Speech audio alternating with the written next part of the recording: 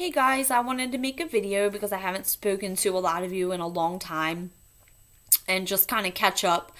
I know that, I could probably just pick up the phone and, let you guys know what's going on with my life. But I figured that most of my friends are on Facebook, and the best way to tell everybody what's going on is to make a video.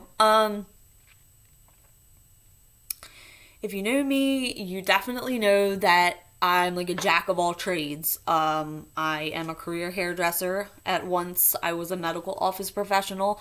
I like to do art. I am an eyelash technician. I'm a mom. I am a girlfriend. I'm a daughter. I'm a sister. I'm all these things. Have you ever seen the documentary Everybody's Everything? Or whatever it is, Lil Peep. I sometimes feel like everybody's everything, literally, because especially like with my kids, I have a 14-year-old and a 10-year-old. My 10-year-old is special needs. He is extremely high functioning autistic. He has an extremely high IQ. He's very smart, but my boyfriend and I deal with like a lot of behavioral issues with him. So, a lot of my time is spent around therapy and psychiatric appointments and things like that. I am in therapy as well. I think everybody should be in therapy because everyone needs somebody to talk to.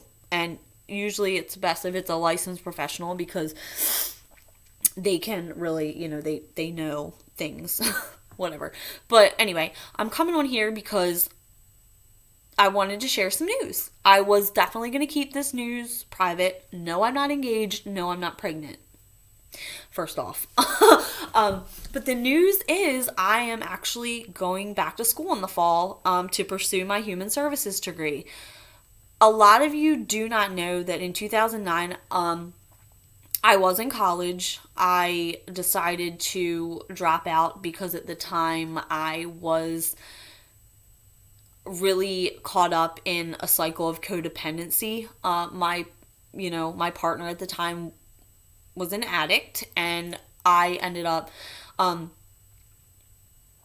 having a son with this person, and I actually ended up marrying that person later on, and it was a series of 7 years, just ups and downs of active addiction, as well as bouts of recovery. And recovery brings its own set of challenges as well. So being, involved with someone that had, the disease of addiction was very challenging to me. And I am currently in therapy right now, and I am being treated for chronic post-traumatic stress disorder.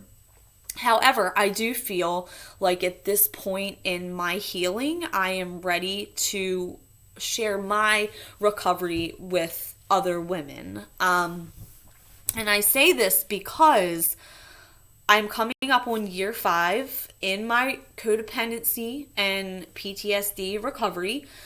And I'm actually very proud of myself. My boyfriend has actually been a huge rock for me through all this mental health stuff. He has, he has been by my side through thick and thin, no judgment, and I love him for that. My family has stuck by me and they have helped me greatly, and my kids have been like a huge motivator for me to heal from, past events that, triggered post-traumatic stress and things like that. And the key word, is trauma. Being in a relationship with an addict can cause a lot of trauma, whether you're an addict as well.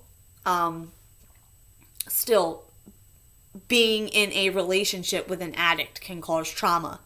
Trauma can bring about lots of challenges in your life. And even when healing, those challenges present themselves, and they can be extremely, extremely hard to deal with.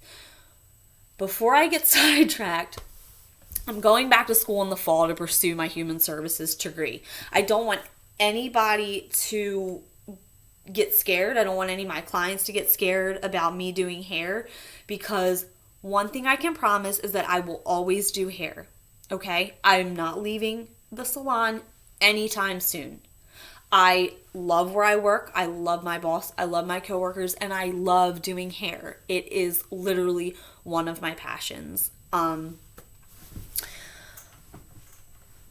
I will eventually, when I have my degree, will go off into the mental health field, because I do truly believe that I was put on this earth to help people.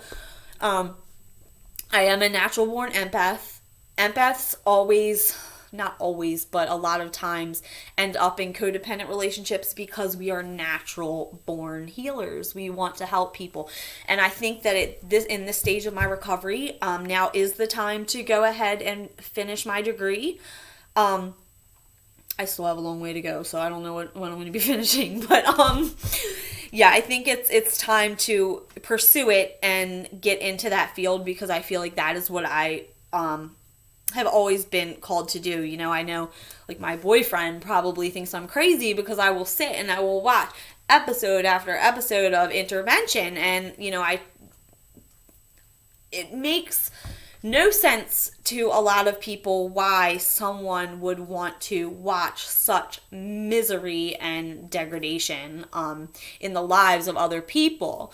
However, I watch these things such as 60 Days In and Intervention and Hoarders and things like that, because it helps me understand a lot of the driving forces behind why people are the way they are. And me being interested in the mental health field and wanting to do this as a career in the future, those types of shows are interesting to me. You know, when I had first started school, I was really focused on the addict. And, you know, one of the classes that I took was called the medical aspects of chemical dependence. I really wanted to work with the addict, but having lived through what I did, living with an addict every day, I kind of shifted my focus, and now I primarily want to work with the families of addicts and women who have been in relationships with addicts and, you know, things like that. And I really want to focus on like codependency issues, because again, the addict non-addict relationship is usually like a codependent and an addict relationship. So, and codependency can be a form of addiction in itself, which I will talk about in another video, which leads me to tell you guys this. Now, you're going to be seeing more and more mental health things pop up on my Facebook, whether it be like me talking on a video about things or me talking to somebody else, because I kind of want to start a podcast about it. I don't know if it's going to work, but I have a couple girlfriends that, you know, want in, because, you know, like, we are who we hang with. You know, I have a lot of friends that have been in, you know, similar situations, so I figured we'd get together and cut up and talk about, you know, our healing process and what we've been through. So you're going to see stuff like that. You're going to see a lot of like quotes, little mental health quotes that I find fitting.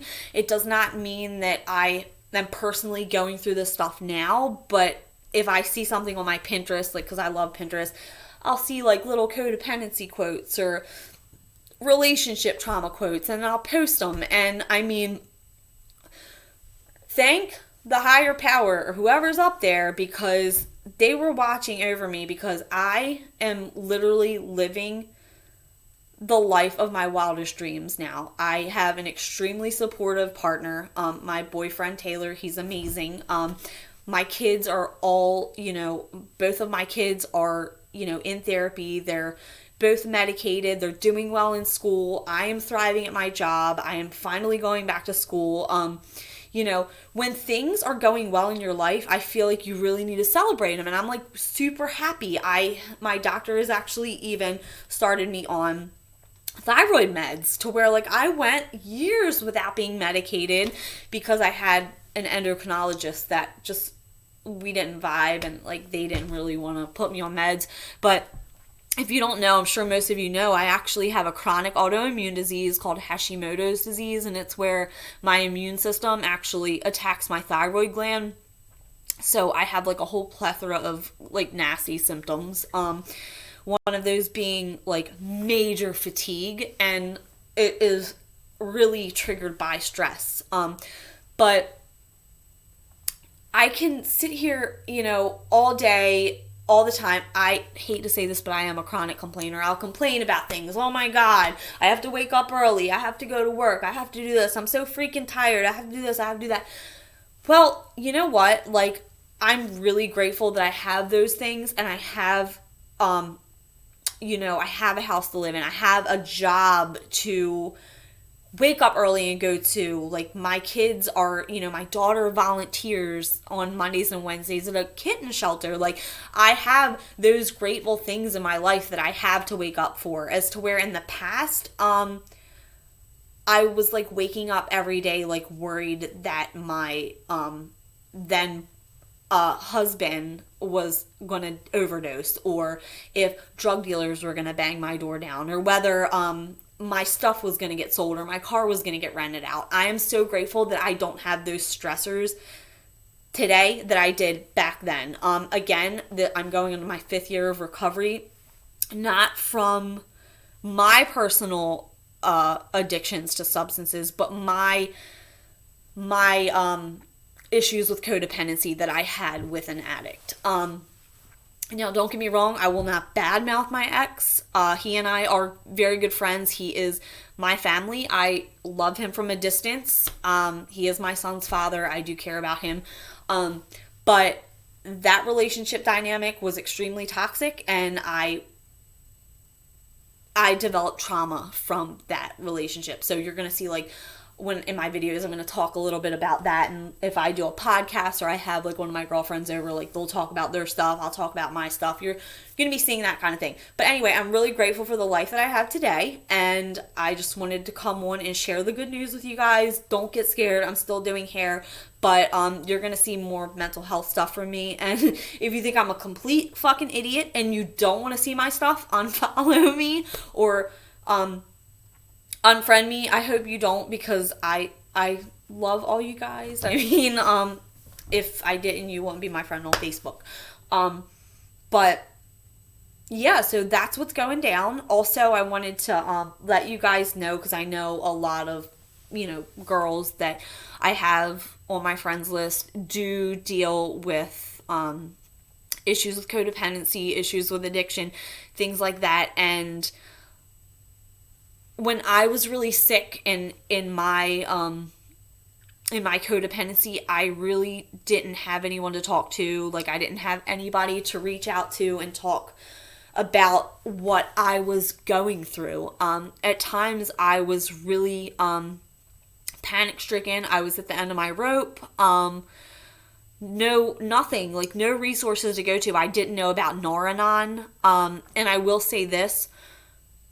All you girls that are going to Narcotics Anonymous meetings with your boyfriends, Narcotics Anonymous does not help you. Narcotics Anonymous will help them.